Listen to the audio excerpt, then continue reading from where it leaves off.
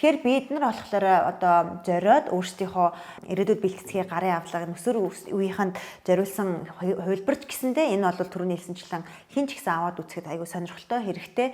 Хамгийн гол нь хүүхэд өөрөө нэг тийм чиг баримжаатай ингээл ямар ч одоо орчин тасан зогтцдаг. Өөрөө өөрийгөө ингээд дотроосоо одоо өөртөөгөө ярилцаад гэх юм уу те бусдаас бас шаардлагатай тусламж дэмжлэгүүдийг аваад ингээл зогсолтгүй л хөгжүүлээл яваад ах. Тийм нэг одоо мотивац урам зориг те тийм нэг одоо юу гэдгийг байгаа сэтгэлгээг бий болгохыг зорьсон гэсэн үг. Номын хувьд болохоор магадгүй ингээд хүмүүсийн уншиж тассан номноос арай өөр. Юу вэ гэхлээр нэг тийм айгүй уншихад маш хэлбэрхан те бараг ингээд нэг дороо суугаад хүүхэд бол нэг залхаад ахааргүй уншчихаар. Яагаад тэгэхээр ингээд нэг тийм хүүхдэд найзна гэдэг ч юм уу түрүүний хэлж байгаа шиг те ментор нэг ингээд яриад байгаа юм шиг бичигдсэн.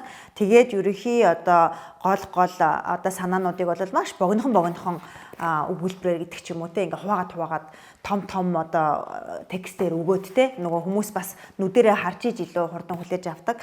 Тэгээд түрүүний хэлсэнчлэн аргачлалыг ингээд янз бүрийн байдлаар хүснэгтлээд гэдэг ч юм уу асуултын тийг нь одоо өөртөө дотоор нь ингээд тэмдэглэж хөтлөх зай энэ төр үлдээгээд те нилээ тийм одоо хэрэглэхэд хэлбэр байдлаар ойлгоход хэлбэр байдлаар хийсэн.